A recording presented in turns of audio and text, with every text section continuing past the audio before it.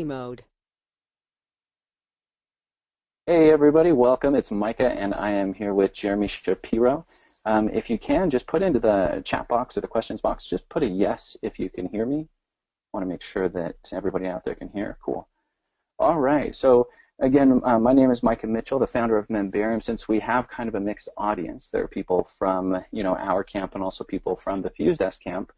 For those of you who use FuseDesk, Memberium is just a membership site plugin for WordPress, and so we're allowing people to sell access to their information, and the member comes in, logs in, and it's such a great fit with FuseDesk that I'm excited about today's call. We've had Jeremy at our membership implementation summit, and so I've seen some of this. There might be a couple people on who have seen some of this, but there's going to be some new stuff as well, so I'm really, really excited. So Jeremy, do you want to take it away? Awesome, Michael. Well, first of all, thank you so much for having me. This is exciting. We've worked with Memberium for years, the Memberium community, Memberium family as well. We personally use Memberium for a number of our membership sites and for client sites, and it's such a wonderful overlap. And I'm so pumped and excited that we've got a call today to go over a lot of the great ways that not only FuseDesk and Memberium work together, but really some of the great educational content we've talked about in terms of why your members cancel and how to improve retention. There's a lot of good content. I like to have fun and keep it interactive. So if you do have questions, please keep those coming in. There's two really cool things with GoToWebinar that I like. At this day and age, for most of you on the call today, I'm sure you've used GoTo many times. But the two things I love using on GoTo are the hand raise functionality and the comments question and answer box component. So if you look in your little GoTo meeting controller on the right-hand side, you'll have a button with a picture of a hand. If you can go ahead and click that hand raise icon, those will all go ahead and pop up, and you can see see your hand there, and we can see that you're raising your hand. We'll be asking some different yes/no questions throughout, and you being able to raise your hand is really powerful. So go ahead and try that, and we'll go ahead and then put those hands down.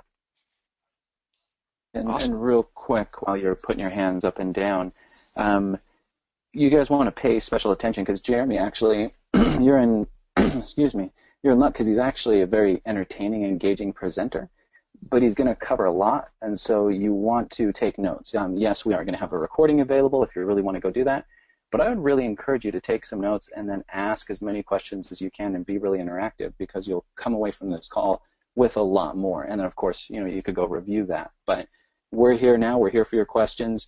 You don't get Jeremy like this that often, so take advantage of it, definitely. Sorry, Jeremy, go ahead. Awesome. Thanks. I'm just going to pop over to my questions box here. Yes, all good questions coming in, and how about my hand raises? I love it. Cool. Well, thank you guys. That's good. And then in the Q&A box, we'll be asking different questions throughout, and so I'll be looking for those answers. So go ahead and type those in. That gives me some good fuel and some good food for thought. So with that, Micah, you mentioned you wanted to do some introductions and all that. This can be kind of fun. Do you want to tell folks about me, and I can tell folks about you, and we can go from there? This is like the introduce your friend at a meet and greet event.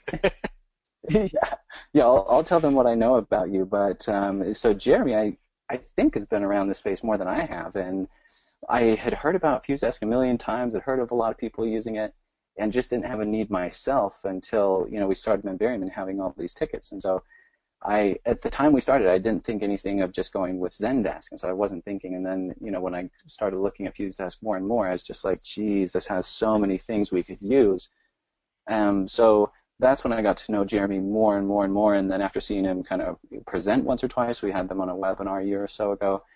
That's what I didn't realize is I thought, okay, it's like this nerd guy in Silicon Valley. We're all nerds, so it's not derogatory. But then I have seen him present. It's like, wow, he's polished. And it turns out he's got a lot more marketing chops behind all the software. And so it's really cool because even though it's a software meant to deliver a product and service, it's more on the fulfillment end. It's technical.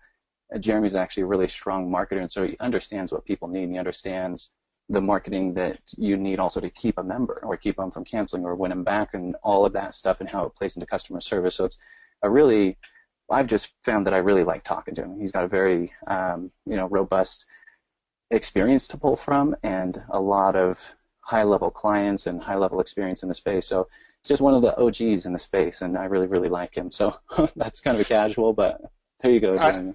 That's awesome. It's funny. Dobbin Buck from Get You Wired, he said to me at PartnerCon last year at some point, like, Jeremy, you're OG. And that's like the first time I've heard that in the Infusionsoft world in that context, and that just cracked me up. And for those of you who don't know, that sort of refers to, like, original gangsta. The guys there in the beginning, down in the trenches, using Infusionsoft since the early days. I actually met Clayton Maskin team back when Infusionsoft was first founding. I was at a Dan Kennedy GKSC event. And Clayton and his team, come on by, and we get talking, and I find out what they're working on. And they share with me the vision of Infusionsoft and what they're building. And at the time, for the company I had built our entire e-commerce platform, our customer support system, our follow-up automation in email marketing, our event registration and enrollment system, our subscription system, like all the stuff I'd hand-coded and built from scratch, which, by the way, is like a terrible plan. Please don't do that. And I heard about the world of Infusionsoft and what it could do for our business, and realized all that infrastructure and everything that we were building just to support the business, Infusionsoft could do out of the box from day one. And I said to Clayton, I'm like, oh, that is so cool. We're not going to retrofit our whole company to Infusionsoft right now, but the next company I start, Clayton, we're building that on Infusionsoft.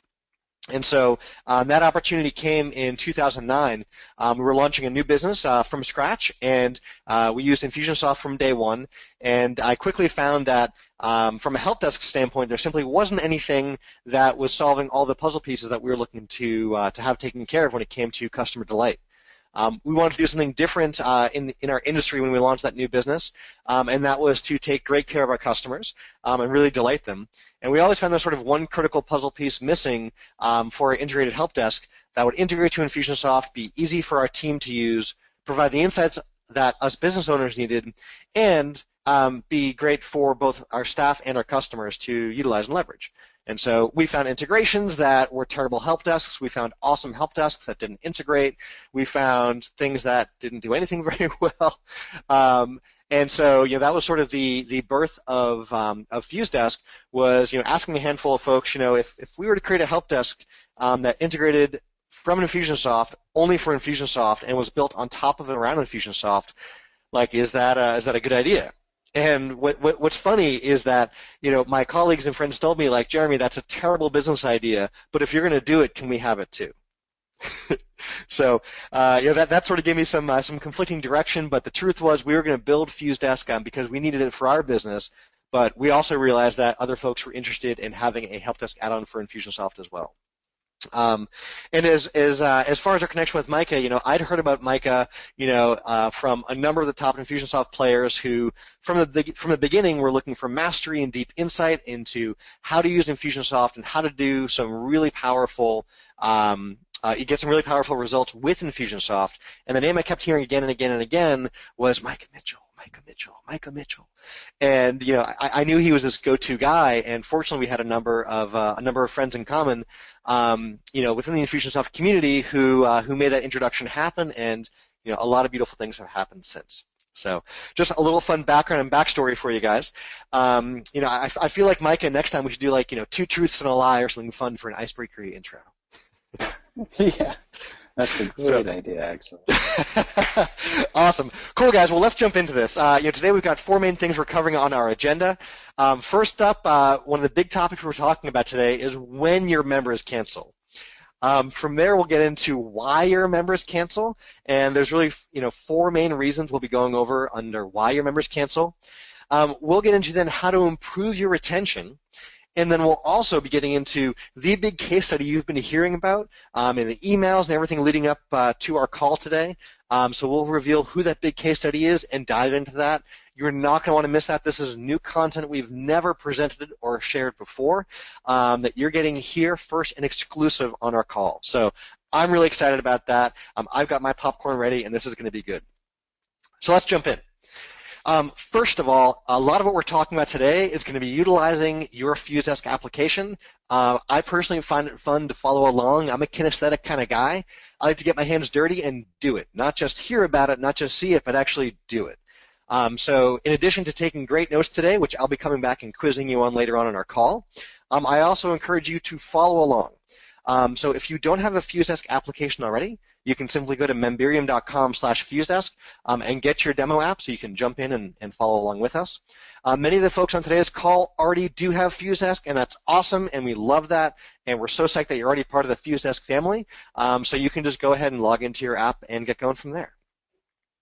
So, a member cancels. If you have a continuity or subscription-based business, you do get membership cancellations. It's part of the business. Why is that important? Well, did you know that new customers can cost you 4 to 10 times more than retaining a customer?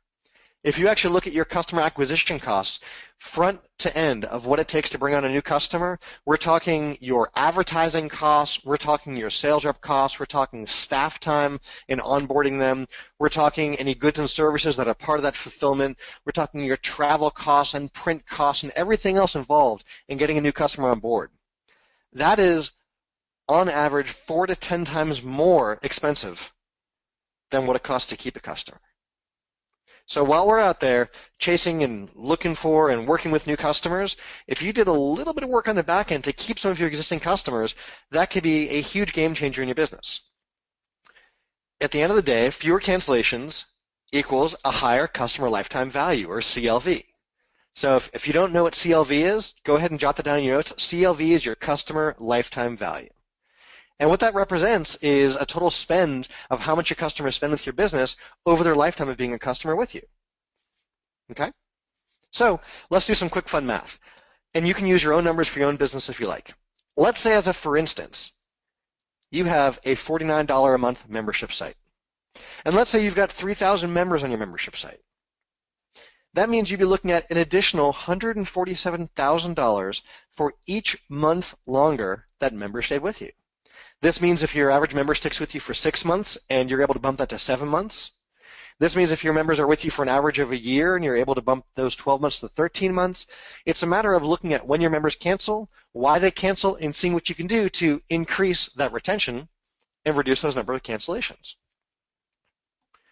So this, by the way, is not just for, a handful of companies out there. This is for the Infusionsoft Elite are using these strategies. These are various clients of ours, many that you've heard of.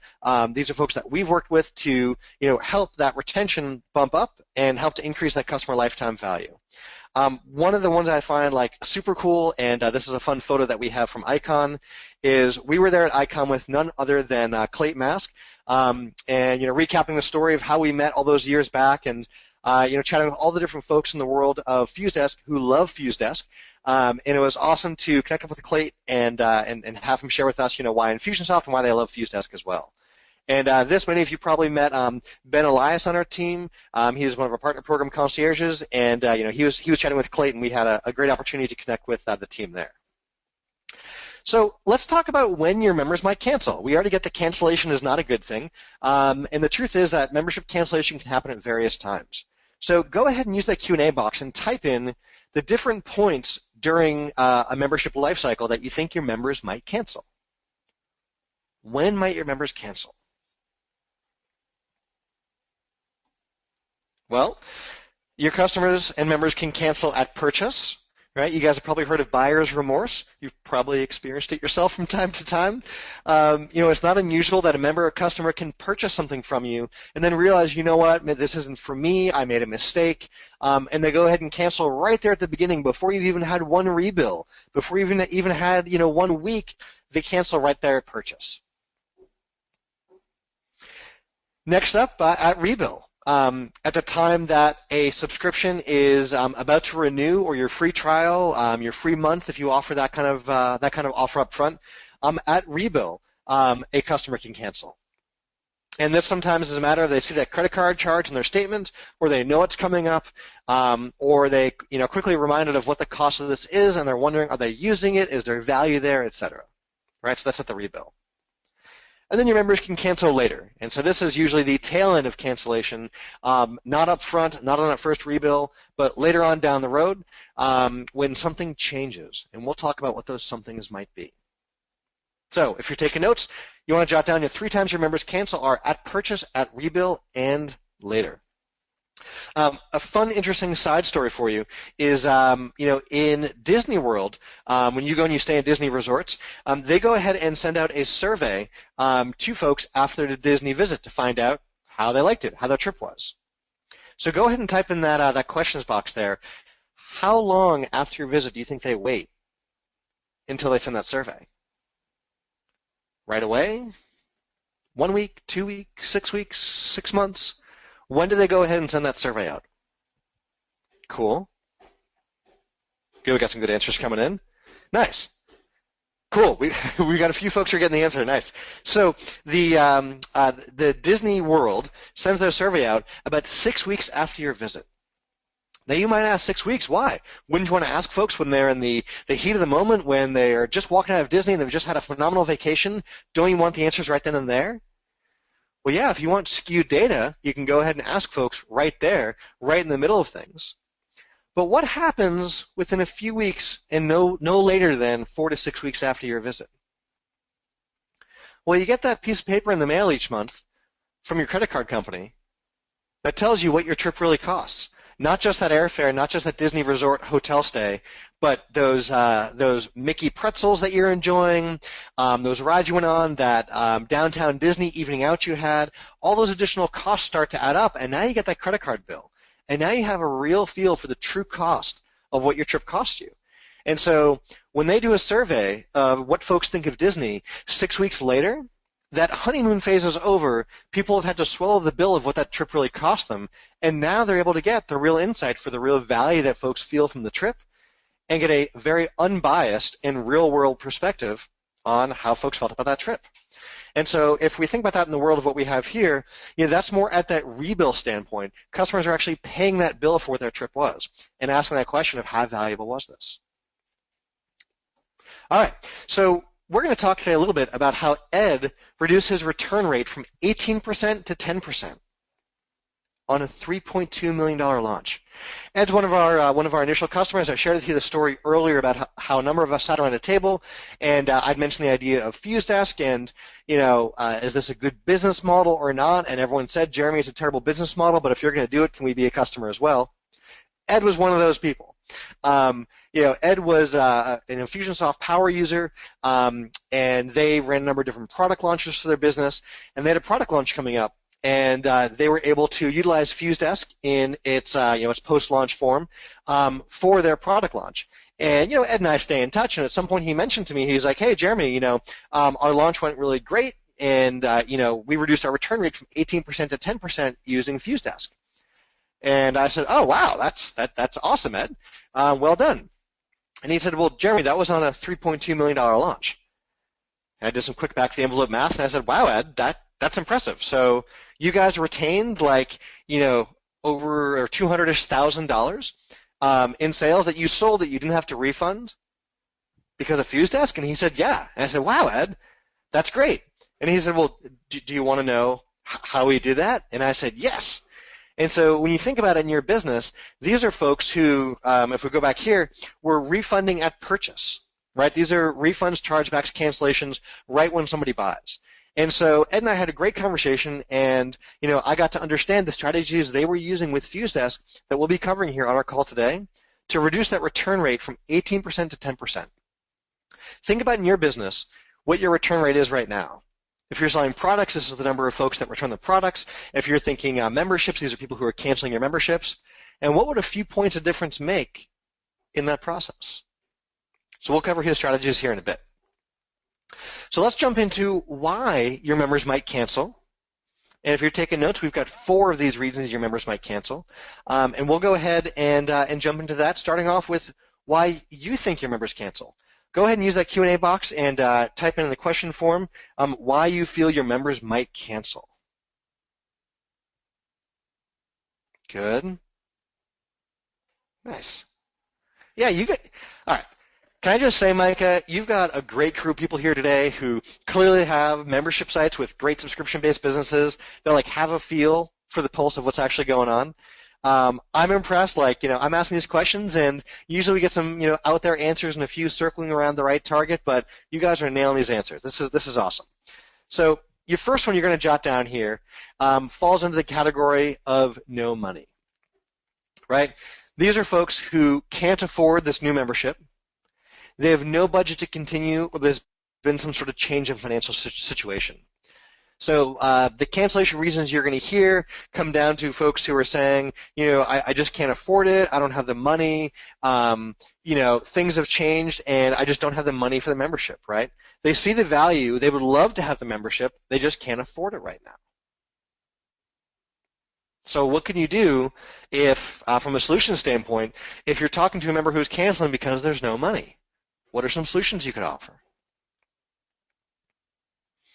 Well, one is you can downsell. If you don't have multiple membership levels in your organization right now, consider how you could add a higher level and a lower level. For simplicity's sake, let's call it your silver, gold, and platinum plan. Okay? And so your members come on as gold members with your company, and if the budget is an issue, you always have the option of, well, we can downgrade you to the silver plan, right? For some subscriptions where there's like a physical or print component, this is a matter of saying, well, we can downgrade you to our digital-only plan, right? It costs you nothing to offer one more digital subscription. You save money on the physical fulfillment side, and now your customer is able to still get value at a lower price point, right? So you're able to work with that budget. The other side is if you're in sort of the biz op space or the making money space, sometimes it's a matter of demonstrating ROI. It's a matter of if your members utilized your membership, they could see some return, which would provide the cash flow for them to keep a membership, right? It comes down to actually using the membership. And so again, that's usually more if you're in the biz op info space that is teaching folks how to make money, right? That comes down to demonstrating the ROI. Awesome. So good. The other category reason you're going to hear, number 2 here, is no time. Now, this is for folks where money isn't the problem, right? They have no problem paying for the membership. They see the value. They understand why it's a great membership, and they enjoy it. They're just simply too busy to implement, right? This is usually your busier customer who's busy running their business or doing something else, and they simply aren't using it. Right? Think about the gym membership. We all know the gym has a great benefit. We've all been paying for it for a long time. But if you're not going at all, sometimes you cancel the gym membership because you come to grips with the fact that you can pay for it, but it's not worth your money and you're not using it. Right? It'd be useful if you use it, you're just not using it. So for folks where there's no time, there's a different equation here. If there's the opportunity for you to offer a done-for-you component to your business, using our example before, your silver, gold, platinum memberships, this might be an opportunity to actually upgrade your members to a higher level plan where this is done for you. A great example of this is if your business is providing done for your customer marketing materials, right? So let's say it's for dentists, right? And you're providing dental marketing materials that your members get at a certain price point each month. If they're not mailing them out, they're not getting any value from it. But if you offer it done for you for a higher price point where you actually mail it out for your members, now they can get the value, right? They're too busy to implement. You can implement for them, right? So look at your business model, and maybe there's an opportunity to actually upsell your customers to a higher membership level, and that then provides the value because it requires less of their time. Cool. Let's move on to number 3. Number 3 is folks who they have the time, they have the money, they just don't see the value in the membership, right? So this might be somebody, you'll hear things along the lines of, it usually all starts off with, I want to cancel. And your team, if they're not, should be asking, well, tell me more about why you're looking to cancel. And this will be a matter of, folks looking at a, quote, competitor, right? And they think they can get a better value somewhere else. Right? Or it'll be a matter of them just not feeling like the membership has enough meat on the bone. Right? So you might look at your product and ask, how can I enhance this membership and really provide that value? So sometimes your solution is upsell them to a higher level of membership because let's say, for example, using our downsell example from earlier, where you had folks who were on a physical product membership level and you can downgrade to digital. You might find someone who's like, yeah, I get your digital product, I just never log into the membership site, but boy, if I got the discs in the mail, that would be of huge value to me. And so that can now upgrade someone from your silver to your gold plan, where they can really get some value in the format they want at a higher price point. You may also, again, look at your product and ask how you can enhance those membership levels too. Awesome. Now, those first three, we usually find folks commonly get the different answers to the first three in various ways. Number 4 is a little trickier. Number 4 is where you hear from folks that your membership or product or system is too complicated. Right? If you've got online courses or offline courses, you might find folks that have challenges navigating the course. They might be unable to understand the content or unable to implement it.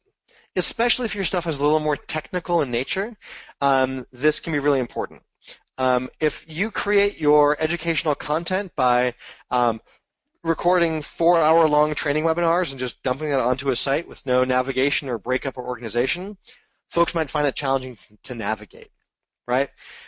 If you're teaching at too high of a level and not having enough good introductory material, that can also be a challenge for some of your customers. Right? And so one option is upsell them to a done-for-you option, which means they would have to do less and not use your product because it would get done for them. But often this comes down to having a little heart-to-heart with yourself and simply fixing the product. Right? So this is you looking at your program and saying, this is kind of challenging to navigate.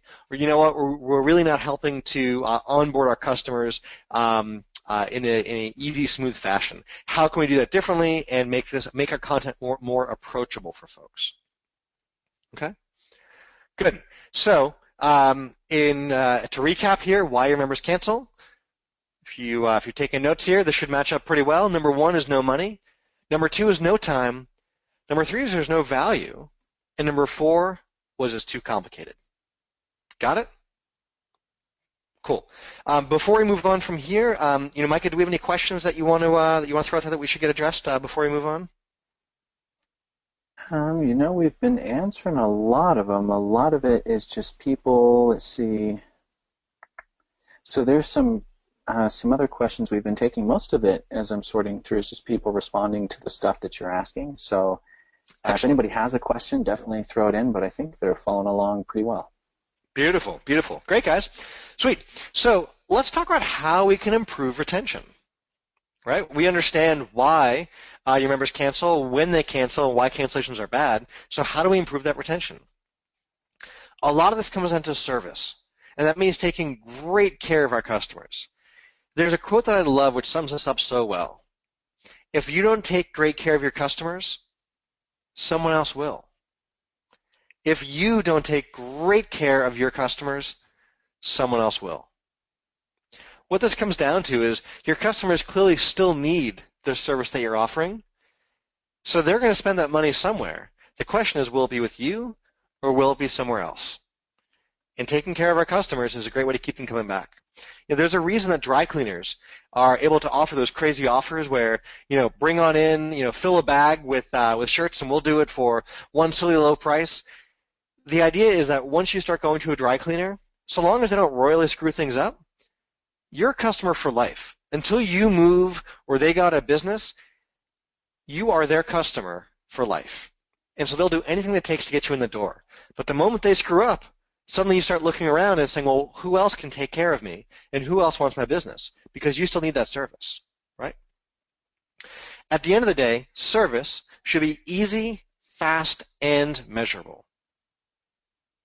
So let's go back to Ed. We talked about earlier how Ed reduced his return rate from 18% to 10%. Well, how did he do that? First off, they created a support case to call all of their new customers, right? So every time a customer bought, their team had a new case in their app, in their FuseDesk app, to call that new customer. So what's that look like? Well, if you're logged into FuseDesk, you'd see a new case here that says something like, welcome to your membership. And the body of that would say for your team, Bob just signed up for a new membership. Please call this number to welcome Bob, confirm he was able to log in and answer any questions. One of the things that Ed realized is that when a new customer bought, if they didn't get their welcome email because it went to spam or they put the wrong email address in, or for whatever reason the automation wasn't firing off and they didn't actually get the fulfillment side, people start to get that buyer's remorse.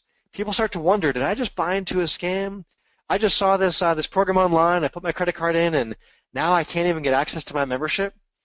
It raises some questions, and especially in this world of buying online, for many customers, they quickly realize, you know what, this was a mistake. I can't even access my product.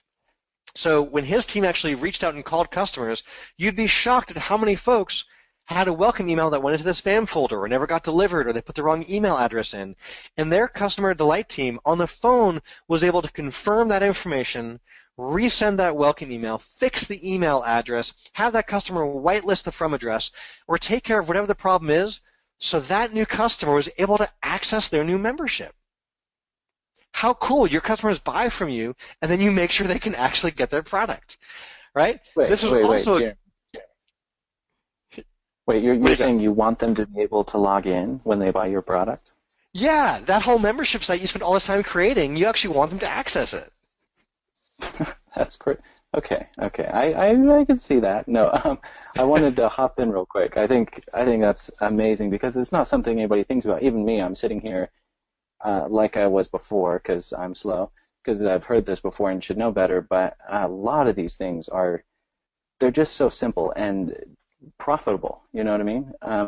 So I appreciate you sharing. And I just wanted to hop in because on that last segment real quick to touch back on it, as soon as I kind of mentioned that there weren't questions, they were taking a minute to type. And so we had a couple, just real quick kind of recap ones. So Alice was asking, she said, did I miss how you find out their reason for cancellation? So if you can just kind of cover again real briefly how you find out. Yeah, go ahead. The key to finding out why your members are canceling is to ask. We'll touch on this a little bit later on about, for example, what that question might look like. But it comes down to, first of all, letting your customers know that you'll be happy to help them out with the cancellation, right? No one wants to feel like they're going to a retention department which won't let them cancel, like your cable company. Like, that's a horribly frustrating conversation. So right off the bat, let them know that you'll be happy to help them out with the cancellation. And if they wouldn't mind, could they please share with you a bit more about where you fell short or what you did wrong or how you could have kept them as a customer or something. And it's disarming. You're asking for that feedback, and you're letting them know that you'll take care of them. Most folks will respond back and let you know why they're looking to cancel. You can also route them through a cancellation flow, and we'll talk about what that looks like as well. You can also pick up that 10,000-pound phone that you use for welcome calls and ask them. You'd be surprised what you hear. We've all got our reasons. We've all canceled memberships before. We're all people. We all can relate. The question is why they're canceling and how you can help them. So great question, Alice. Perfect, thank you. And then the other question John asked, and you might be getting to this as well, but he was basically asking, what do you do if they won't tell you? And we have this problem too, but what's your thoughts on that? Yeah, so some folks either won't tell you, or like they just don't get back to you, or they aggressively respond back like it doesn't matter, just cancel it. And like, look, that's okay. If you look at your pie chart for why your customers cancel or your trends over time, your fifth category is unknown, right? And that's just part of business. We don't know a certain category, and so for those, you cancel them out. There's not much you can do to save someone who's not willing to work with you. Cool, thank you. And yeah, that's it. So go ahead, and then guys, if you just kind of keep throwing in questions as you go. I know you're also raising hands, but also if you can put in your questions, then we'll take them as they come in. So appreciate it, Jeremy. Go ahead. Outstanding. Thanks. Cool. So great questions, guys. Please do keep those coming in. And to pick up on this point here with this case here in FuseDesk for a welcome call, if you're not doing this in your business right now, jot down for you or your tech person or whoever to simply add into Infusionsoft one little piece here. If we can get kind of techie, I know all of us are Infusionsoft users here on the call. This should look pretty familiar. But this comes down to, in your sequence inside a campaign builder, simply adding in a welcome call post. That's this piece right here. And all it looks like is, we've got this mapped out in a separate training. You post in the information for who this contact is and what needs to get done. And so what we do is something we put in like your new membership, for example, right? And we have the details on who needs to get called and what the details are about. When that comes into FuseDesk, you can see this translates over perfectly. Welcome to your membership, who that contact is, and everything else. Little secret ninja trick here for you. Notice that we have an email sent out after the welcome call immediately, right? You already sent out a welcome email of some sort to your contacts, giving them their login information or telling them what they just bought. If you keep these subject lines the same, for example, your new membership, the summary, and then the subject line of the email is your new membership, you can now have one support ticket in FuseDesk. And if that customer responds back to your welcome email, it actually links right back up to the welcome call, And so you've got one case with all the case history of welcoming that new customer, encompassing both that customer's email correspondence with you as well as that outbound phone task, and that helps keep your team super organized and on top of things. Cool. So your team can now call those new customers. And like I mentioned, like Ed, you'll be surprised at how many folks didn't get the welcome email and can now actually get logged in to your membership type platform and start using your content. So that was one technique that Ed shared. Now you may be asking yourselves, I know your question, if you're familiar with product launches, but Jeremy, how do we handle all those new customer welcome calls or this influx of new work for our team? Well, the answer is you work more efficiently. One of our other clients was running a product launch, and they were using the Jeff Walker product launch formula style product launch, and they had a good sized list. It was it was just under a 6-figure list. That they were priming the pump, getting emails out to folks. If the doors are opening on Thursday, at noon California time, like the doors will open, you can buy this new product, and everyone's excited and ready to buy, right? So Thursday at noon, they drop that email to their email list with a link for folks to go buy that product, and they send folks to a video sales letter. That video sales letter was hosted on one server. And what do you think happened when darn near 100,000 people all got an email to go watch a video in a video sales letter? Their video server just melted down. And so they didn't know about this. The email was sent from Infusionsoft, and their team was ready, standing by, ready to watch all the ka-chings start coming in that we all know and love. And Kristen, who was heading up their support, got an email into FuseDesk. And over in her unassigned emails, this ticked up from 0 to 1, and then 2, 3, 4, 5. They started going up, and she was getting emails back from folks who were responding to the door open email saying, hey, I was looking to buy, but when I clicked the link, it said server not found. Or it just tried and tried and tried and tried, and these folks couldn't get to the sales page. And all these sales they've been priming, getting ready for, those folks couldn't buy. And this was turning into a disaster. And next thing you know, Christian on the front line of support had 350 new emails from different people with a credit card in their hand who wanted to buy and couldn't. So using technology and using systems, she was able to, right from inside of FuseDesk, actually bulk reply back with one template to all those folks, apologizing for the issue, telling them it had been fixed, offering them a free gift for their trouble, and giving them a link to go ahead and now purchase that product once they got everything all fixed and back online. And so that's allowing her to work smart. So instead of being inundated right from the get-go, she was able to focus on the more unique cases like welcome calls and things like that. So again, when you work smart instead of working hard, you can do a lot more with less, and you can do more with your existing team and a growing customer base. Cool. Hey, Jeremy. Yeah. Yeah, that's perfect, and I think it illustrates that thing really well. I was thinking of some other cases, but that's such a good example. So there's a couple other questions that came in, and again, feel free to put these off a little bit. But one of them is there a better time to make those calls? So we were talking about, new customer calls and following up on cancels and so forth. I'm sure it varies a little, but do you have any sort of rules of thumb per industry or any ideas on a good time to make types of calls? Yeah, generally your welcome call is like as darn near instant as possible. This would be the equivalent of like your customer clicks the process order button and like their phone rings. Like if you can get it dialed down to that, that's not too short of a time window. You really want to make sure they can take care of that right away. Think about this as product delivery. Somebody buys, and this is the equivalent of they walk into your store, they buy a product, and you immediately say, awesome. Well, now that you've just bought your new whiz-bang widget, let's go ahead and go through how to use it. And you take care of the new iPhone you bought in the store, and right away they help you open the box up and get set up and get logged in. Like that is an awesome customer experience. So if you can replicate that in the online world with an online order to a phone call right away, that's a great thing. If it takes your team a day or so, like that's not a bad thing, and you certainly can have a call in a week or so. In our experience, we've found like a good portion of the time you're going to get a voicemail, right? So your team's going to try and call, but even just that welcome voicemail is a really great personal warm touch. That shows you're there, that lets folks know how to reach you because your voicemail message will say, please give us a call back at this number. We're here to help you, answer any questions you might have. They may never have to call you back, but they now know that they can, and that infinitely improves the value of you compared to competitors because you're there to service them and support them. I like it. So it's, I guess the short answer, because I think she was saying, what kind of time of day as far as like morning, night, but the short answer you're saying is as soon as possible in most cases, at an appropriate time for their time zone. Well, I'll tell you, an appropriate time is the moment they buy, they're clearly sitting in front of a computer with a credit card in their hand, interested in getting what you have right now. So, there's no better time than at that moment of purchase. Otherwise, look at where your customers are located, right? If you're selling a business product to business customers, call during business hours wherever they are. If they're halfway around the world, I wouldn't call them at 4 a.m. their time. Yeah.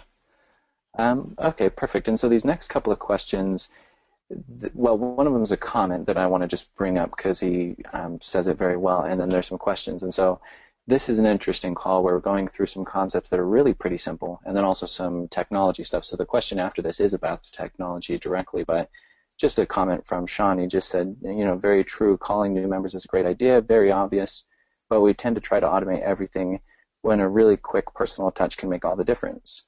Never even thought of welcome emails going to spam and people potentially feeling buyer's remorse. Great tip. So it's, people take automation for granted, one, that it's going to work and that it is the solution. So it's just kind of interesting, and everyone, I'd encourage you to take notes and watch for other points in this call when that comes up. But then the other call, which is a technical question, because you do need that as well, is he's just asking what's the benefit of doing the HTTP post versus creating a task or appointment in Infusionsoft?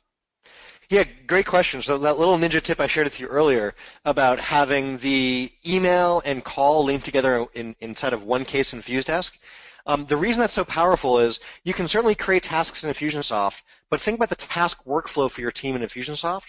A lot of what we created with FuseDesk was a simple two-screen system that lets your team work really efficiently with minimal clicks and minimal changes.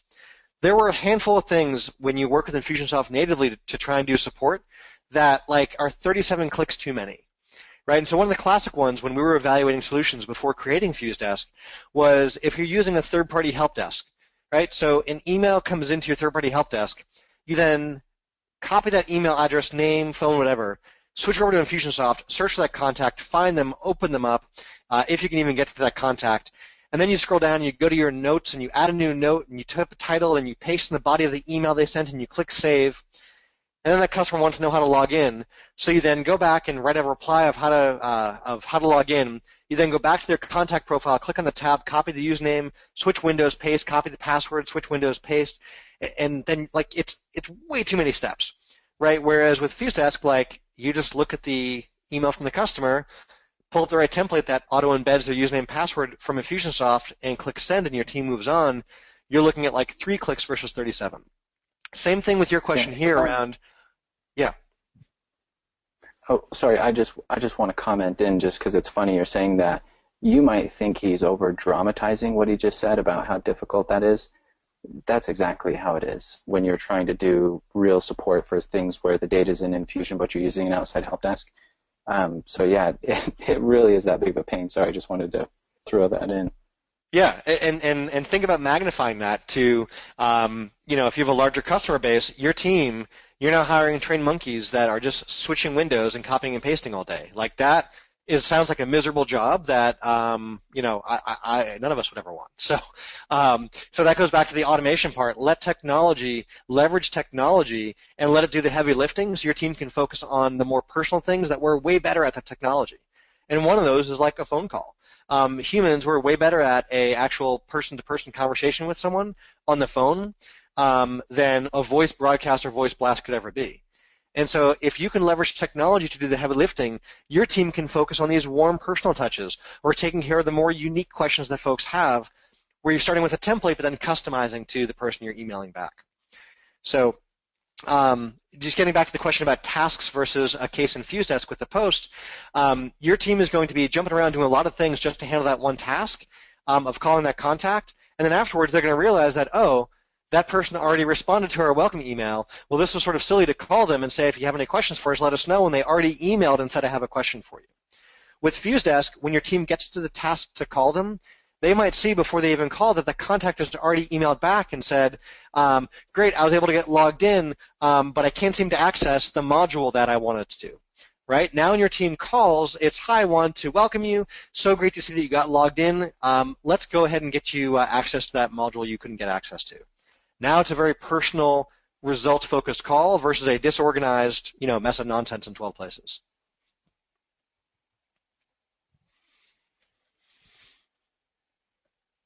Cool. Other questions before we move on to point number 2 from Ed? Let me have a. I don't think about that exactly, but yeah, I'll show a little example of that later as well. So I think that is pretty solid. But go ahead. Great. One last thought just on the automation side. What would you guys say if I told you actually could automate those welcome calls and not actually have to have your staff do it? You can. If you have, if you don't have the staff or you don't want to burden your staff with this, or you're a solopreneur running a membership site from, gallivanting around the world, which I highly encourage you to do, there are, a handful of companies you can work with that when this case is created in FuseDesk, they'll be notified, they jump into FuseDesk, they make the call, and they handle the support side for you. And so you still get that warm personal touch from a native English-speaking, person who's able to pick up the phone, make the phone call, welcome your customer, make sure they got that email, and then make sure they have access and everything else. So you don't have to staff up for that. You can outsource that component to your business too. FuseDesk is now just the tool they use to handle that. Cool. So the second point Ed realized was when you respond to customers quickly, that also helps on the buyer's remorse side. How many of you, with a quick show of hands there, have had the experience of trying to contact a company and then, you don't hear back from them for a week or ever? Yep. Okay, good. Those hands tell me I'm not too far off base here. We've all had that experience, and it's super frustrating as a customer, right? So when you're able to get back to your customers quickly, they realize you're a real legit company who cares about them and wants to take care of them. And that helps with that comfort of, did I make a bad decision buying during this product launch? It now reassures folks okay, this is cool. I may not understand everything, but that's okay. When I need help, the company is here for me. So respond to those customers quickly. One of the things we have in FuseDesk is when you're looking at your case queue of your different cases, when there's a case that's never been replied to, we highlight that and indicate that with this little yellow badge here.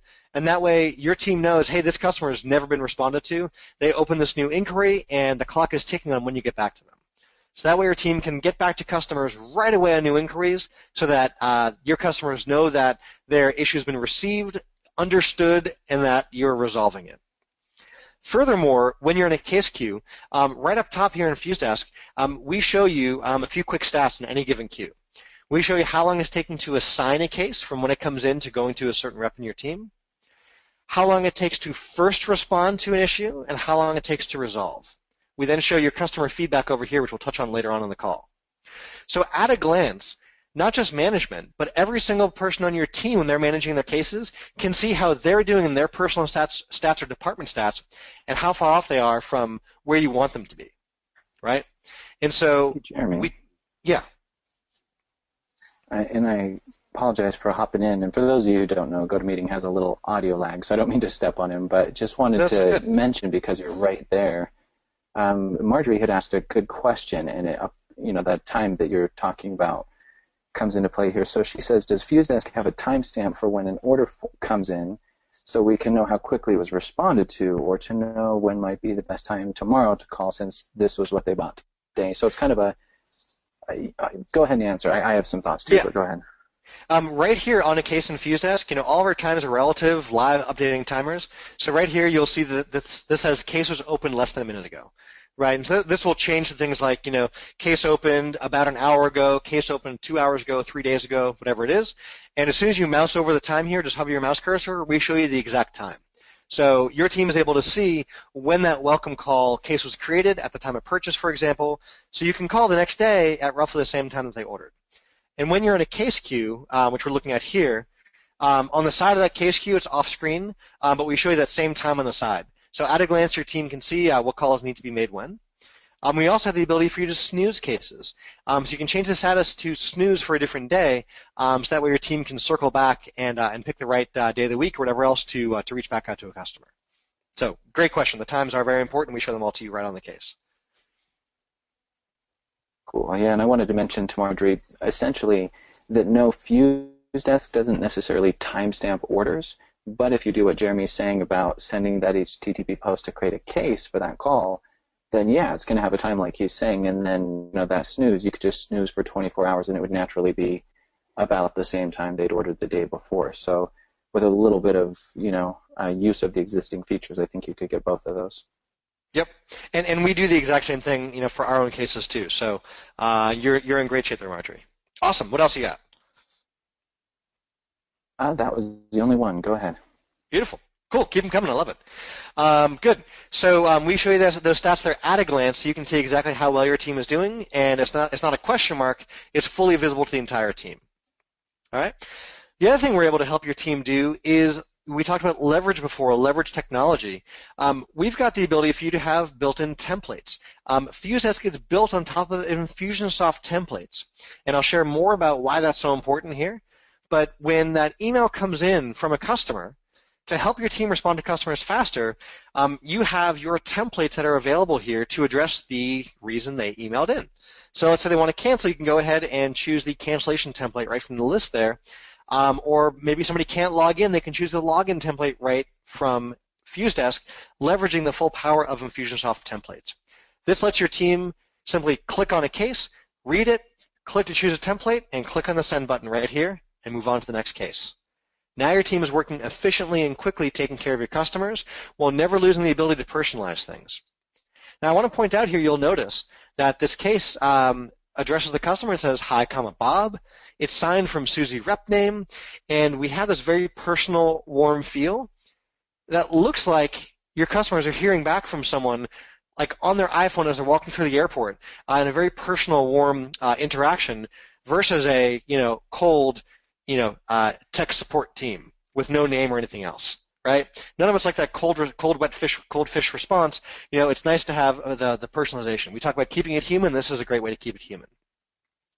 So we also have the ability beyond just replying with templates, but you can actually run Infusionsoft automation.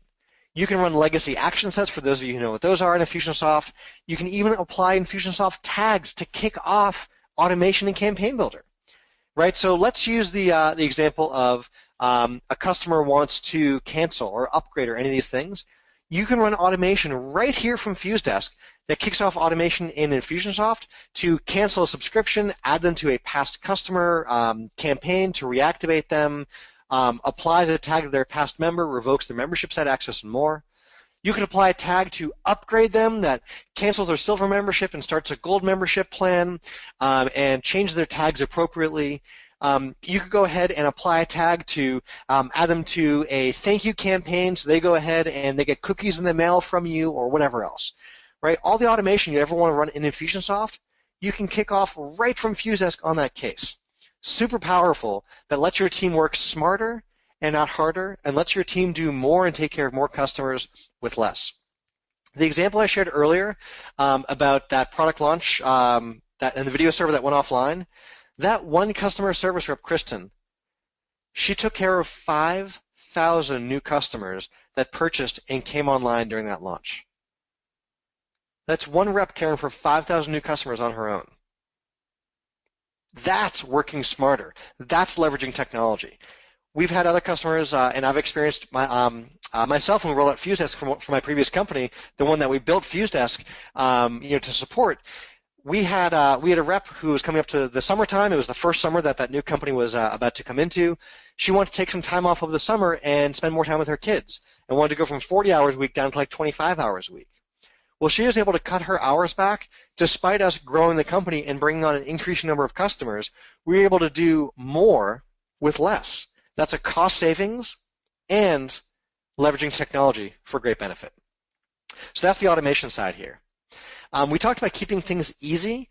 By a quick show of hands, how many of you have had to onboard somebody in your team and teach them in Infusionsoft? Was that fun to teach a new hire how to use Infusionsoft just to do their job? Well, one of the really important things with us on the FuseDesk side is that your team is able to get up and running with a simple two-screen system. In FuseDesk, your team looks at their case queue of what cases need their attention, and then they get back to a customer on a case. That's it. Those are their two screens. You don't have to teach them the deep internals of Infusionsoft and how to navigate the depths of Campaign Builder and campaigns and the tag screen and the person note screen and all the custom tabs you have up top and the second tab set on the bottom of a contact record and then where to go to subscriptions and orders and all these million things. You simply teach your team how to view a case queue and how to work on an individual case. And then the templates and tags you have are just the ones that your team needs. If they're able to do what they need to do to take care of a customer and get on board in a matter of minutes as opposed to a matter of months. That's keeping things easy. Micah, before I jump into how folks commonly get support requests, any questions to cover before we go on? Yeah, there was one that came in. Let me jump back to it. It was kind of an interesting one, actually. I, personally would like to know more as well. I'm sure a couple people would. So John says all of our outgoing emails come from the owner record in Infusionsoft. And that means that customer support questions will come in via the individual often, and a lot of other times people will email their main info at email address. So he says, I'm trying to wrap my head around how we integrate with our email addresses without FuseDesk filling with every single person's email, essentially. Excellent question, and when we jump into how your members get support, we're going to cover exactly that with screenshots and more. Okay, perfect. And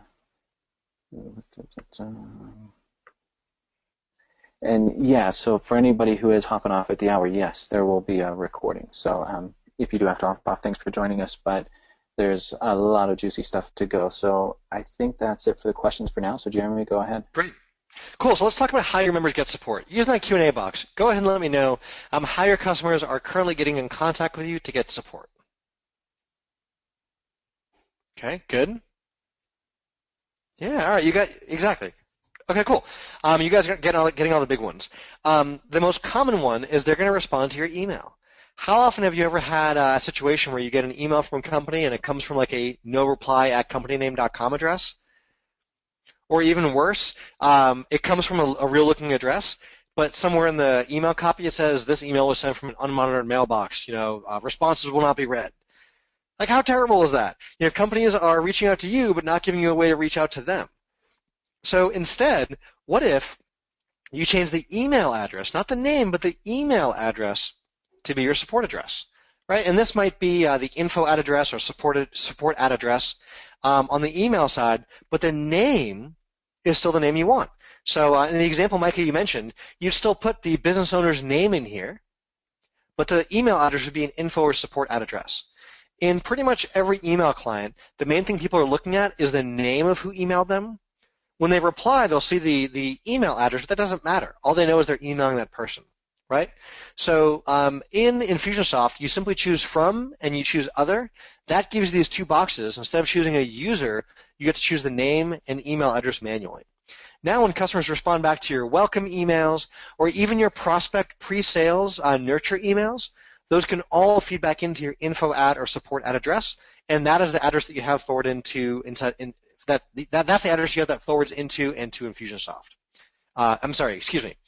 You set up this as your support or info address, which is what forwards into FuseDesk. You configure that in Infusionsoft. All right. Now, we always recommend people still keep their personal email addresses, your Micah at, your Jeremy at, etc., because we all have non-support things we deal with. Internal emails, third-party vendor correspondences, non-support things. But all of your customer-facing stuff, you want to centralize to your support at or info at addresses. So replying back to your welcome emails or replying back to any emails you send is a common one. Secondly is you probably have some sort of help or support page. This, if you don't have this in your Memberium site right now, is a great thing to do. Create all your FAQs for your customers. Here's an example. We're using FeedBolt as an example here. So you see the support at feedbolt.com address. If you go to feedbolt.com/support, you'll see different videos. You'll also see FAQs that folks can view posts on. You'll see a search box so folks can search for FAQs, right? But if they don't get their answers with the self-help in a sort of self-help portal, the next thing you want to do is, we'll need a hand. We've got your back. And this is where your members can actually go ahead and type a question in, and that can create a support ticket. Right? This is great. You can say call us or email us or open a ticket. Now you might be wondering, well, geez, Jeremy, how do I go ahead and create a form like that? You can use a simple Infusionsoft web form. You can also use our free WordPress plugin. You're already using Memberium, and so what you're able to do is add on our free plugin for WordPress that integrates with to Memberium, WordPress, and FuseDesk beautifully. And as your folks go to this little box here, they start typing a question in, we automatically suggest these different posts that might answer their question, right? So for example, this customer typed the word Memberium in, and boom, look at this. All these different suggested posts come up that start to include those keywords. So your customers can self-help get answers to their questions. And failing that, they simply click on the Create Case button, and that automatically instantly creates a case in FuseDesk so your team can get back to that customer. How do you do that? Well, you simply, if you're familiar with WordPress and you are in Memberium, you know the concept of shortcodes. You simply use our shortcode, FuseDesk_new_case, and that puts in this entire form for you. If you're curious the technology piece, how to do that, inside of WordPress, you simply go over to Plugins, choose Add New. You search for the word FuseDesk for plugins. You'll find us, and you can click on the Install button, and that installs the plugin for you. It'll link right up to your FuseDesk app and get everything all tied in. Super cool, super easy to use, and now your customers can create cases directly in your FuseDesk app. So you get a case that comes in. Your team has to correspond with that customer. What are the top 10 most frequently asked questions for your business? You want to do two things with these. One is you want to create some posts for your customers, right? So that way they can get answers to their questions before they even request the answer from you. And then two, you want to empower your team to be able to respond back with a built-in email template. So go ahead and think about, for your business, what are the most frequently asked questions that you hear from your customers? Most of us on the call today have membership sites. So some of the top ones that you'll hear are things like, how do I cancel my membership? How do I log in? I lost my password. I don't remember my password. I want to change my password, etc. Right? How do I upgrade? How do I downgrade? On the pre-sales side, customer service is not just about existing customers. A lot of folks use FuseDesk for pre-sales, working with their prospects, right? So you'll hear lots of how do I buy or buying questions, right? So these are all how do I ... questions that your customers ask you. Well, when you create templates for that, your team can now answer those questions more easily and more profitably. So can customer service be a profit center in your business? Can customer service not just be an expense, but actually be a profit center? We say yes. Well, what if you empower your team with a template about upgrading, right? We talked about these top 10 FAQs. Well, if you have an upgrade template that your team can use, then a customer emails in, they simply choose that template pre-fills in, and has the offer for that customer and all the information. Now, let me ask you a question. If you emailed back to your customer and you included a link for them to upgrade, and when they clicked it, it pre-filled in their name and email, and all they had to do was complete their billing information, do you think you'd see an increase in conversions? The answer is yes. The less your customers have to type in, and the more it's pre-filled in for them, the higher that conversion and the more likely it is that they're going to buy. That's the power of what you can do with Infusionsoft templates. Infusionsoft templates can actually do a ton because we're leveraging the power of Infusionsoft. So check this out. Here is an unable to log in template for someone who's emailing saying they can't log in, right? So you're able to write some great copy of, hi, first name, thank you for your email, so sorry that you're having trouble logging in. This can sometimes be due to an invalid password, but it's more likely due to your cookies, right? Whatever language you want to use, you can type in here. To log in, please visit your membership site URL. Enter the following. You have their username and their password, etc., etc., etc. You now get to one time write a really great template, and now your team here, someone can't log in, they choose the template from the list, and it pre-fills in. Well, check this out. What's that? You guys are familiar with these. These are your Infusionsoft merge fields. Since we're sending all these through Infusionsoft and merging in everything, you're able to merge in that information from the contract record. In fact, not just the built-in Infusionsoft fields, but your custom fields. In fact, not just custom fields, but automation links, so they can pre-fill in. Or what if you could tag when someone actually clicked on that link to upgrade, you could tag them as interested in upgrading, right? But notice here, we're keeping everything super personal. It's coming from the rep, but it's still your generic support address. It's going to the customer, addressing them by name. It's signed off as that rep, and you have this very personal connection where the customer feels a very personal connection with your team, but your team on the back end is really leveraging automation. Really powerful. So let's go one step further. We've got the automation link here, like we were talking about, that can apply the tags and pre-fill forms out. And this is a lot of what you can do with Infusionsoft templates. Any other help desk platform you look at out there, none of them are able to leverage Infusionsoft templates like we are and merge in those custom fields and automation links and everything else to have that truly built into, on top of and around Infusionsoft feel that FuseDesk has. That's a lot of the power that we're bringing to the table with integration. Now, remember those top 4 reasons that your members cancel? If you're taking notes, glance back at those. Well, what if we can have different save offers based on what the customer is canceling? You remember from your notes there we have different solutions for the reason your customers cancel and how you can save those sales, the different solutions. So what if you empowered your team with a template like this? Right, so this is the no money one. Thanks so much for your email, and I understand that money might be tight. When Damien, this is the business owner, heard about your email, he put together a short video and a special offer for you. I know how it can feel to be in such a bind. If you could please take a few minutes to view his video online, at the end you'll have the opportunity to confirm the refund request or take him up on his offer. Here's Damien's video for you. Now this template takes someone to a personalized video using really cool fields like Memberium allows you to do. You're able to personalize the headline on that page, and the video is a video of Damien at the desk talking right into the camera, understanding the concern and making a what we call a save offer. And on that video, when it's over, 2 action buttons pop up. You guys probably saw in the Memberium support groups on Facebook.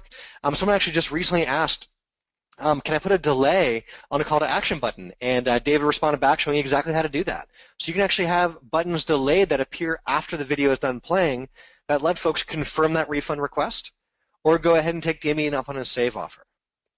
And so now what if you had one of these for each of those 4 major categories of cancellation, and you can now start saving the sale? So Bernardo, you guys probably have seen him within the forums as well. He is a huge Memberium fan and has done a lot of cool stuff with Memberium. What he and his wife do is when somebody calls or reaches out to cancel, they send them over to a cancellation confirmation page, right? And his wife has a video which goes through exactly what we're talking about here and offers to save that cancellation. And so they get access to keep going. What they do in the video is they're like, you're probably not actually going through and using the course. And so if you actually go and start accessing these videos and using your membership, you're going to realize how great this is. And they've got actually an action button in the video to jump back to the course library and keep going. How do you think that helped Bernardo and his wife out in their business? It helped a lot. 45% of their cancellation requests were retained. Imagine taking nearly half of your cancellation requests and having them go and view a video and decide, you know what, I'm going to go ahead and keep my membership. You know your numbers. You know how many members you're losing each month. Imagine if you cut that number in half. What a difference that would make for your business. That was really powerful. I loved it that when I met Bernardo and I walked through the strategies that we're using and what we're doing with Damien Save Offers, Bernardo was saying, we do that in our business, Jeremy, and 45% of those cancellation requests were retained. That is tremendous. At the end of the video, if they've gotten that far, we say, are you sure you still want to cancel? And they can go ahead and cancel. But 45% didn't even make it there because they jumped and kept their membership and really saw the value in that.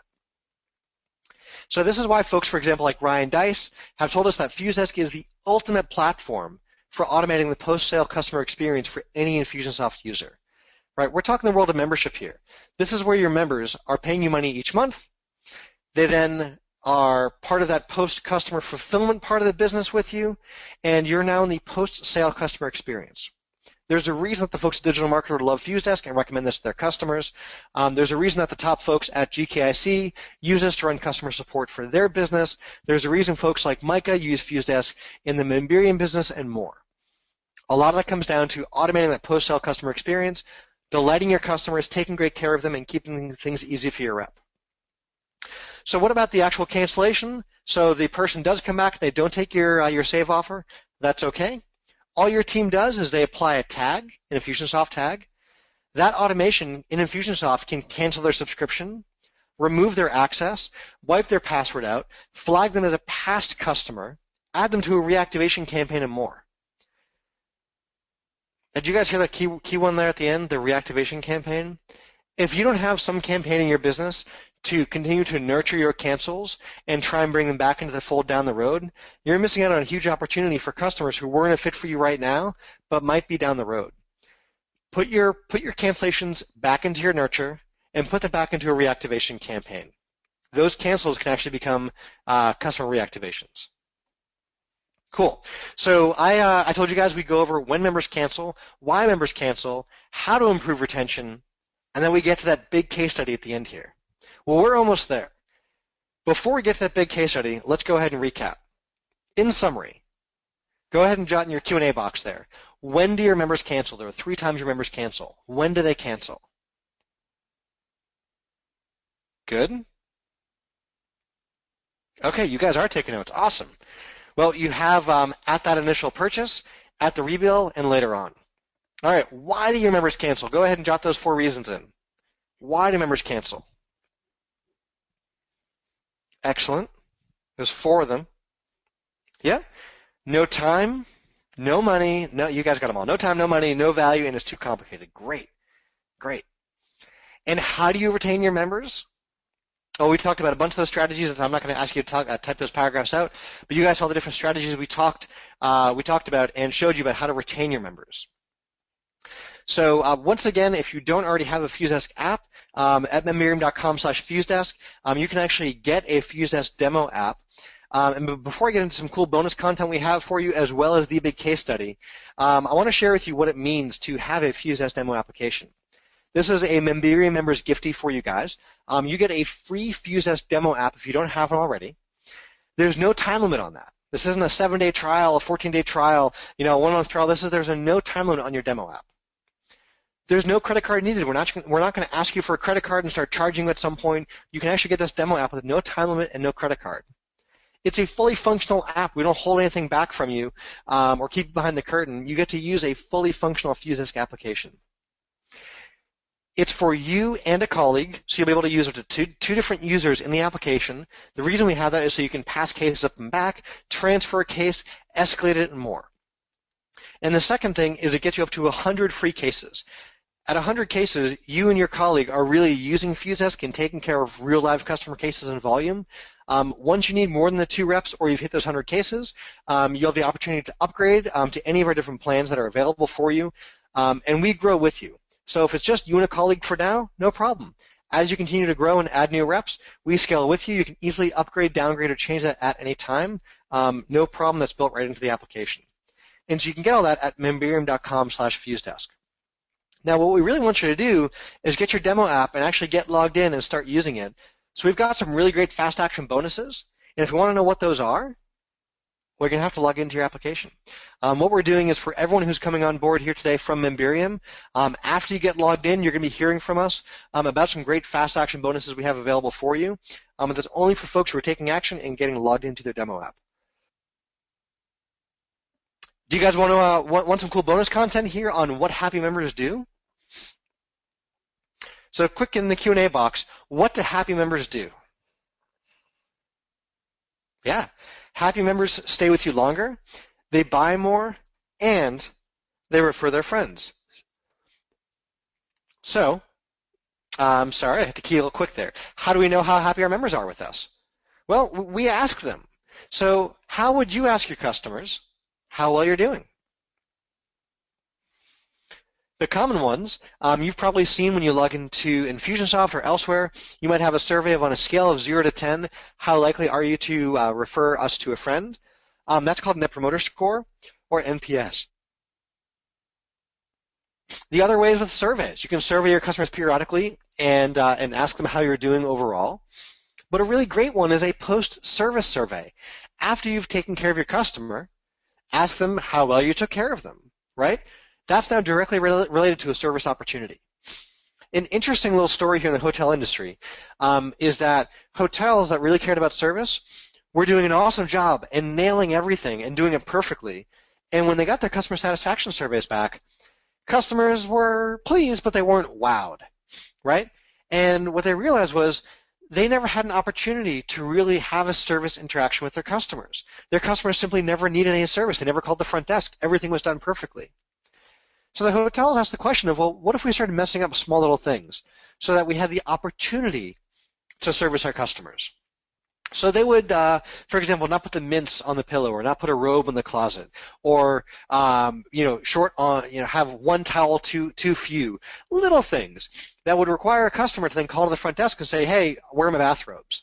And that would give them an opportunity to over-deliver and wow the customer and bring the robe right over in less than a minute. And with that, have some chocolates with the robe and a little gift card to come down and join them at a reception. And so they created opportunities to service and wow their customers. And wouldn't you know it, their customer delight and customer satisfaction ratings went up because they were surveying their customers and because they had an opportunity to service the customer. And that's really important, is if you're able to find out how well you did after you've serviced the customer, it gives you an indication of how well your service team is doing. And with FuseDesk, what you're able to do is actually have a survey automatically go out after your team takes care of the customer. And this will simply ask one question, how well did, the rep name, so how well did Bob take care of you on your request here? 1 to 5 stars, they get to rate. And then after they rate the service, they have an opportunity to leave feedback. One really cool thing, I think, is that one of our clients is Superman Herbs, and what they did is they took the graphs that we have in the reporting inside of FuseDesk, and they actually put their ratings and their trends on their customer service page. So when customers go to the customer service page, they can see how important customer service is to Superman Herbs. Not only that, they see how to contact support, and then they have complete transparency and say, hey, here's our trend for our customer satisfaction ratings over time, continually between 4 and 5 stars here, and this is exactly how well we're doing. We take care of you. So for that new customer who hasn't done business with them yet, they can see that they're going to get great service because other customers have been really impressed. And so that graph looks something like this. They post right on their site. And that comes down to the reporting. Inside of FuseDesk, we've got a really powerful reporting engine that lets you and your team see exactly how well you're doing. And you can analyze and filter and export and dashboard and API and do everything you could ever imagine with these reports to find out how well you and your team are doing, what your first response times are, assignment times, resolution times, what all the different feedback is, and more, all built right into our reporting. So cool. With that, I want to hand the screen over to Micah because Micah wants to share with you why Memberium uses FuseDesk and what they've learned from upgrading to FuseDesk. I'm excited. We've never presented this portion before. We've worked closely with the Memberium team as they onboarded to FuseDesk, and so a lot of these takeaways and things we've discussed behind the scenes with their support team. But in the format Micah is going to show us today, this is new and exciting for me. I've got my popcorn handy. I'm excited, and if you want to follow along, make sure you've gone to memberium.com/FuseDesk. So with that, Micah, why don't I let you take it from here, and I'll be here to jump in, answer questions, and add in my 2 cents as we go as well. All right, sounds good. Thank you, Jeremy. What do you guys think? Interesting stuff, huh? It's I always like to see this, and as I think it was Sean earlier mentioned, not everything has to be automation. So I'm going to go through why we switched from Zendesk, is what we moved from, to FuseDesk. And what we moved is nearly 10,000 tickets. So it wasn't a light decision. It wasn't just because Jeremy's so handsome and I really like him. We looked at it for a long time. And yeah, it's true, Jeremy. It's true. No. Thank you. So here's why we did it, basically. And I'm going to kind of count down backwards, and I'll show you some examples. But there are 3 main reasons why we switched. And then I've got 2 gotchas, and that's the part Jeremy's sweating about. No, it's all good. Awesome. So the number 3 to count down, the notes make account management so nice. And so this really saves time and money, and I'm going to kind of pop in and out of this presentation. But what I'm talking about with notes are the person notes inside of Infusionsoft. So what you get, what we didn't have with Zendesk was when we responded to a customer or when they sent a ticket in, it wasn't logged in Infusion. What we did get with Zendesk is that it ties to a record. So if I look at this right here, you can see there's a little Infusion app with Zendesk. So from Zendesk, I can see this Infusion ticket. And so that, I'm sorry, I can see this Infusionsoft contact record from within Zendesk. And so that's not the worst. And there's a little bit of data on it, but there's nothing at all inside of Infusionsoft. And so at first this wasn't a pain. And if I go even back further, some of you might be here, but to back up even further than that, when we were first getting started with the software stuff, Dave said, hey, we're going to need a help desk system. Prior to that, I just, we have a support email. People email us. It's an inbox. It's fine. And so I realized, yeah, because it's software, we're going to have a help desk system because it's going to be a little more complicated to manage these things. It's not just an interaction or a conversation. And then a little ways into it, we just went with Zendesk because there was a couple of people around us using it, and we weren't thinking too much about it. And then, like I said, I kept bumping into FuseDesk all the time. And as I started to realize, oh, it has these features, at first it was like, okay, that's cool. But then later we started to experience this horrible pain of when we do it ourselves, it's annoying, but when our team does it, it's not only annoying and time-consuming for them, but it opens up for human error. So when Jeremy was talking about copying and pasting between systems or bouncing back and forth too much, we had people here in Infusion, trying to look at the person's record, trying to look at their orders and these different things, and then going back to the ticket here in Zendesk, and then possibly also trying to find any other tickets that happen to be in Zendesk about that same thing.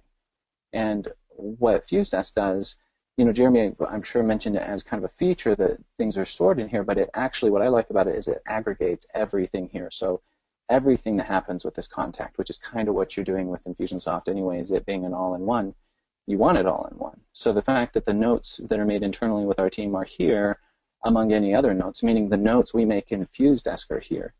The emails that are sent through FuseDesk are here.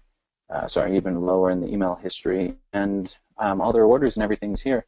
For our account management people, this was way easier because what we had is we had people calling when someone had already, let's say, responded to the email. So let's say someone's payment failed, which you guys, I'm sure, have this with your membership sites, and we go to follow up on it, and we call them, and they say, well, yeah, I got your automated email and already responded to that, so why are you calling me, right? And it's because we had these disjointed systems. So that's a big deal. It sounds, until you have that pain, it's hard to really, feel it or worry too much about it, but it's a big deal. So that saves us a lot of time and money and headache. Number two, so the second best thing are templates with merge fields, and this makes it a lot more quick and also more accurate for us to respond to customers because we have the same thing you have with a membership site. Even though we're doing software, we distribute it through a membership site, and that's where people go in to download it and so forth.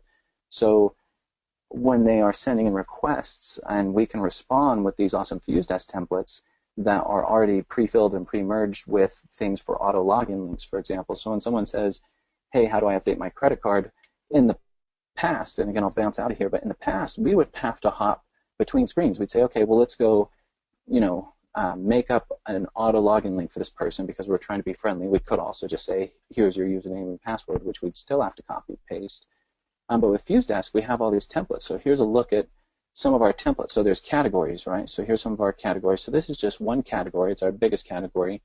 And we split them up a little bit. But just in the support, I've got here 84 templates. And it might seem like overkill, but it's anything. It's, hey, I was unable to update my credit card. Here's this error that's coming from Infusionsoft. Where do I find my API key?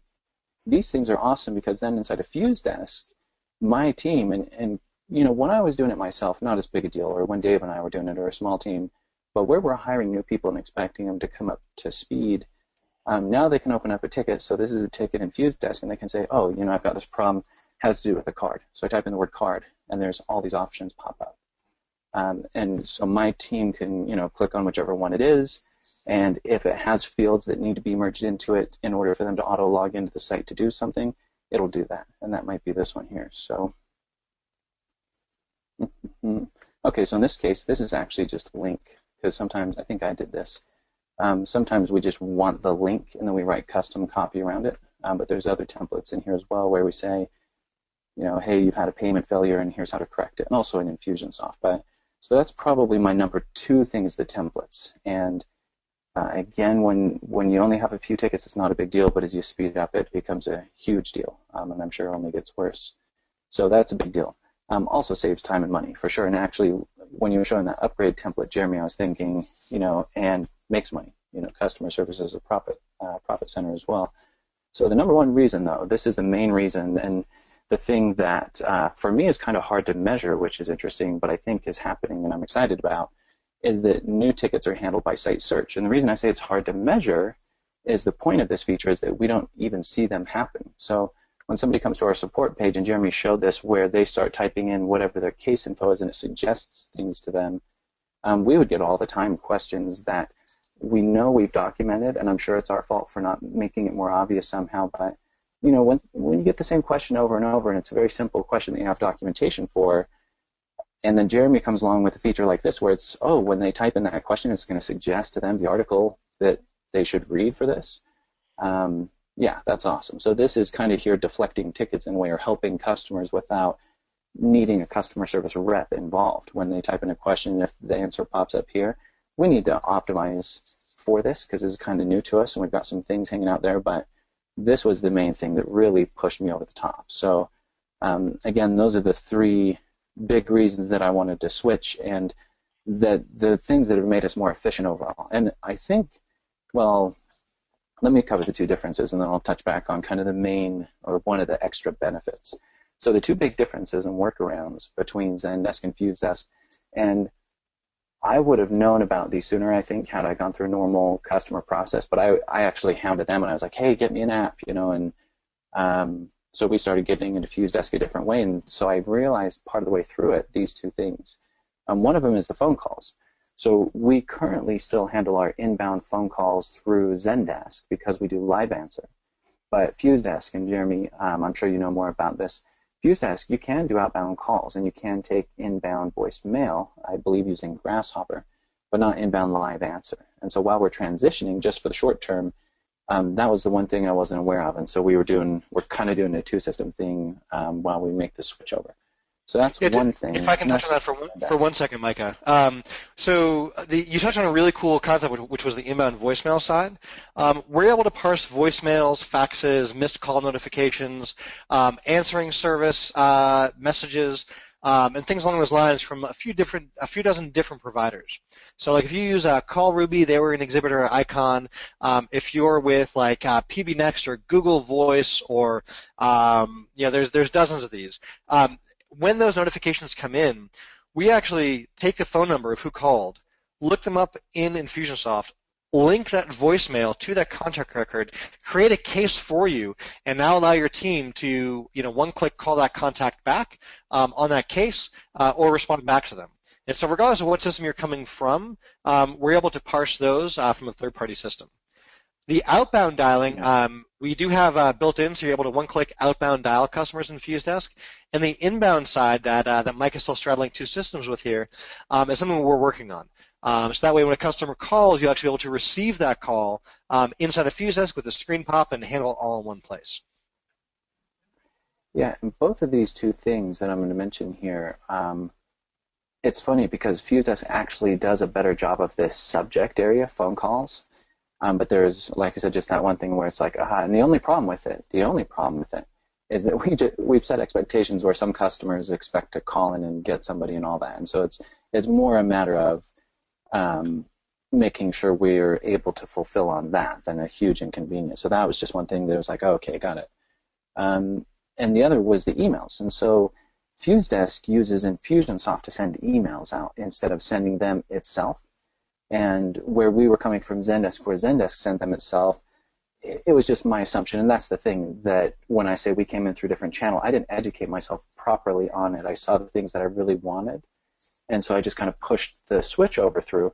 And so in the process, I found this out too, that, the emails go through Infusionsoft, which is awesome because that's why they're logged in the contact record. And then the only thing to be aware of is if your contact is not opted in inside of Infusionsoft, then FuseDesk still isn't going to be able to send through Infusionsoft. But there's one really cool thing, a workaround for that, and that's using WeDeliver. So for those of you who aren't familiar with WeDeliver, it's an Infusionsoft add-on that when you send an email from Infusionsoft, will go through their servers, and it increases deliverability and so forth. But with FuseDesk, it works kind of as an interesting thing because it gets around that opt-in issue with Infusionsoft. And just to be clear, you're not saying, hey, I want to email somebody even though they've opted out. They just emailed you to create a ticket. And in Zendesk, we could email them back from Zendesk, even though they were opted out in Infusion, because you're really not, the opt-out function in Infusion is to keep you from marketing to them aggressively or batch, broadcast marketing. But for the support stuff, Jeremy, excuse me, had a recommendation as well of, most people just kind of opt them in and send that, or there's a few workarounds, but we kind of found We Deliver to be the best way to handle it. So it's cool that that's there anyways, because again, it actually enhances your email deliverability in the first place. You should be using it anyways. And so it gets around that some of the people who are not opted into your Infusion app submitting tickets to you. On the flip side of that, which is really cool and way better than Zendesk, is when someone who's not in your app submits a ticket, right inside of FuseDesk, there's a button to add them as a contact to Infusion, which we didn't have in Zendesk. Again, that was with Zendesk, it was a copy-paste job. So it's kind of a weird thing. I mean, Jeremy, I'm sure you know, and I know from switching people from different membership systems into Memberium, it's, there's some things that are just not going to be the same. Like the two systems aren't the same, but there's different ways to solve different problems. And so that's what I've appreciated is, there's a lot of ways to solve these different things, and we were just figuring out the best ones for us. And then your platform's also going to keep changing and keep being customized to Infusionsoft, which I like. Zendesk has such a broad, and all these other outside platforms have such a broad point of view. I think the way you put it earlier, which is there are great help desk systems that don't integrate, and there are really crappy really crappy systems that do. So yeah, I'm just really happy that we found FuseDesk, and switched from Zendesk, because using Infusionsoft, it's a no-brainer. I felt dumb when I had picked Zendesk when I remembered that FuseDesk was an option. So that's why we switched. Those three big keys, and it's to save time and money. So those were the three things, but it also creates a more smooth experience on both ends, especially I think internally. For our agents, when we bring on new agents, that was part of the impetus of switching early. Is we're bringing on 3 new agents. We don't want them to have to experience Zendesk and then the switch, and so we did the switch before. And so when they come into a new system where it's like, hey, here's Infusion, here's FuseDesk, they work together hand in hand, that's a pretty sweet thing. So that's why we moved and went through all that. Because it was a little pain for us to move because we migrated so many things, but totally worth it. So that's all I got to say on it. Go ahead, Jeremy. Awesome. Well, thank you, Micah. And you touched on the transition side. Typically, when folks are upgrading over to FuseDesk, they're either coming from a previous help desk, if they're savvy on that side of things, or they're coming in from. Let me go ahead and share my screen. Or they're finding my present button. Boom. Cool. Or they're finding the help desk is something new they're bringing in because they use like a shared email inbox before or something like that. So whatever you're coming from, we've actually got a really cool import partner that has built the data loaders and importers and translators and everything that supports FuseDesk. So pretty much anywhere you're coming from, they're able to import those tickets and contacts and case tags and emails and notes and everything you have in your old system into FuseDesk so you don't lose that case history. So when you start working with FuseDesk, all of your existing past cases are in there from the get-go. And when you're looking at a contact, or when you're looking at a contact's case in FuseDesk, we're able to show you, hey, this contact has 17 other cases. You click, and now you'll be able to see their entire case history, not just in FuseDesk, but in the days before FuseDesk.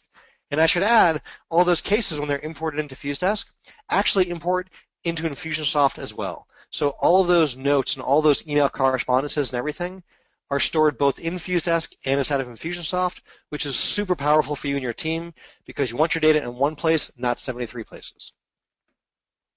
So, cool, Mike. Thank you for sharing a lot of the reasons why Memberium uses FuseDesk, and those gotchas, what you guys have learned from upgrading. It's been awesome working with you guys, on that. In fact, you guys might not know this, but that little functionality that Micah showed where you start to type one of the keywords and it pulls up relevant posts, that was sort of on our roadmap, and we wanted to do that at some point, but it wasn't a top priority. And when Micah walked me through how they're going to use that and why that was so important to them, we were like that. We totally got it, and we're able to rearrange and actually get that moved up on the development side and get that rolled out. And what's really neat about that is with the connection and tie-in on WordPress and Memberium, when your contacts are starting to type a question and we search for relevant FAQs, they only get access to the FAQs that their membership levels in Memberium allow them access to. So what this means is if you have a post available for silver members about upgrading to gold, and you have a post only available to gold members about upgrading to platinum, when they search the word upgrade, instead of showing them 3 different upgrade offers, the search result can show them the upgrade offer that makes sense for them and their membership level. If they're not logged in and they're on your contact or support page and typing in a question, they'll just get answers to questions for posts that might be on the pre-sale side that are only available for people who aren't logged in. Right? If they only have access to one of your courses but not the other, they start typing a question and they'll get answers to the questions that they have access to for the courses they've paid for, not for the courses they don't. So there's all kinds of great ways that with the different permissions and membership levels in Memberium that you can control what kind of access folks get when they are typing in their questions and make the right offer and the right answer available to just those folks. So we appreciate that, Micah, and thank you for opening our eyes to much of that. So cool. With that, just to recap for you, if you don't already have your free demo app, just to recap, it's a free demo app, fully functional with no time limit, no credit card needed, for you and a colleague in up to 100 cases.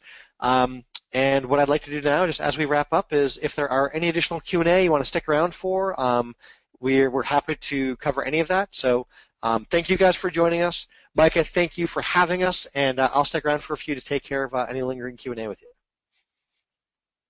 Yeah, definitely, and thank you, Jeremy. We appreciate all that. There are some questions, so let's see here.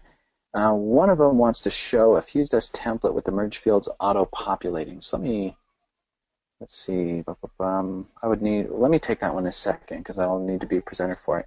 So let me look at some of these other questions. So one of them says, and just one second.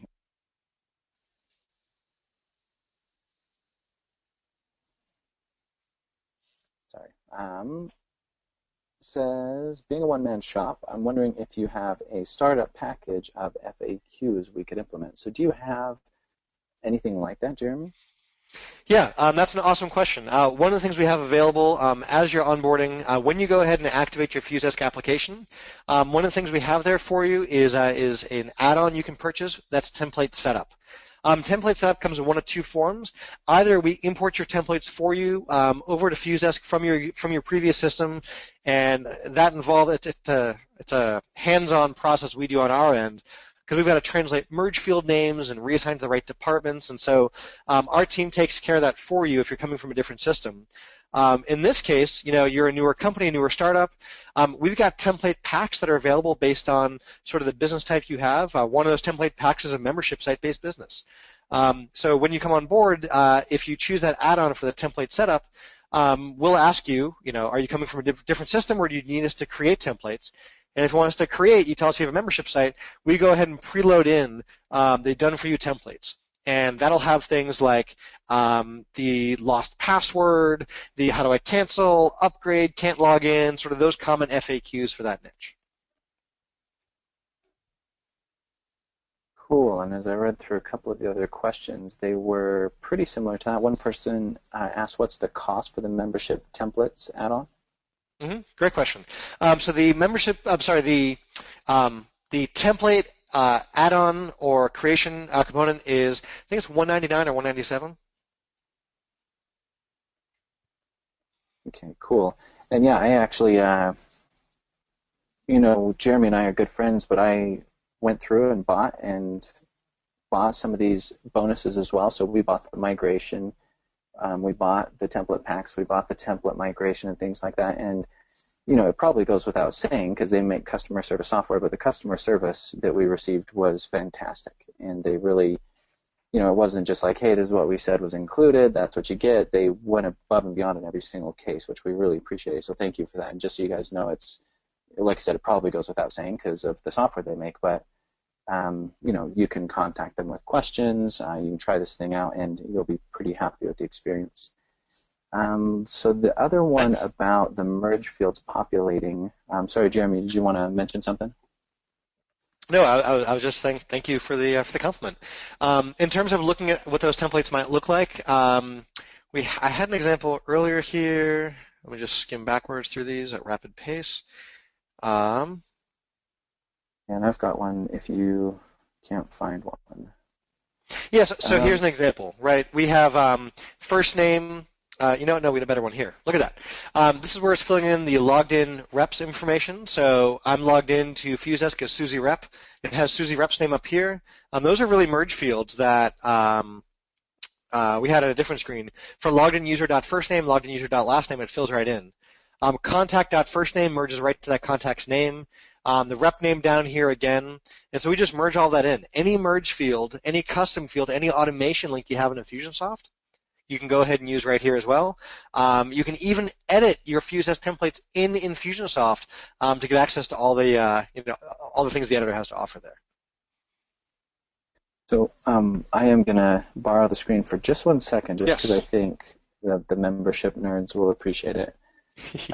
So here we are, guys. This is, and I doctored it slightly, but this is the link I showed earlier where I said, oh, this is just a sample link. I can write stuff around it. But what it did is that you'll recognize this is a Memberium auto login link. And it merged my info into the link, and then it's sending me to a page. And so with our customer service agents, you can see this page is the update the payment method thing. But obviously in the template I could have said, hi, first name, please update your account, right? And same thing. And then thanks, signature. So they don't have to be fancy, but when you do this and you can auto-log somebody in and send them to a page, the self-help possibilities are really there because they're in your membership site where you know how to make action links and action buttons, and they can go view their subscriptions, update cards, click to cancel accounts or upgrade, and so forth.